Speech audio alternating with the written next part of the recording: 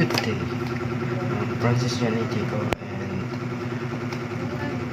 ipapakita ko sa inyo paano ba na-solve ang solving formula. So, let's go. So, sa solving formula, ito ang ating sample size. N, sample size, capitalized na N is our population. And yung E natin is margin of error. So, ito, hanapin natin ang sample size. So, ang capitalized natin is 6,518 and ang margin of error natin is stable siya sa 0.05. So, ang gagamitin natin formula is sample size is equals to population size over 1 plus population size and margin of error squared. So, let's start. So, ang una ay N, ang population size natin is 6,518 over 1 plus, then yung sample ay population size ulit natin 6,518, then yung margin of error natin, so open parenthesis 0.05, then over 2.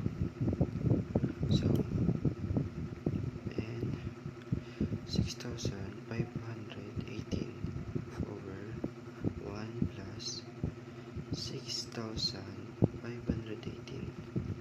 Then, ang una natin gagawin is hanapin natin ang square root ng 0.05. So, ang square root ng 0.05 is 0.0025. So, 0.0025. Then, 6,518 over 1 plus. So, dito sa part na to ay ita-times natin yung population size tsaka yung na square root natin na margin of error.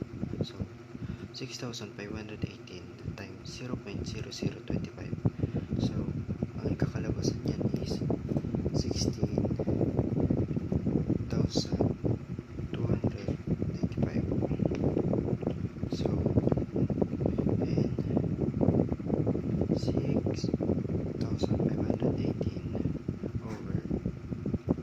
So, dito sa part na to, pa-plus natin sa 1. So, magiging 17 siya. So, 17,295.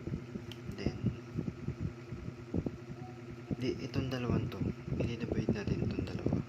So, 6,518 divided by 17,295. So, ang kakalabasan niyan is 376.87 or 377, kasi is i-round off natin siya, magiging 377. So, ang sample size natin is 377. So, 377. So, yun, that's all.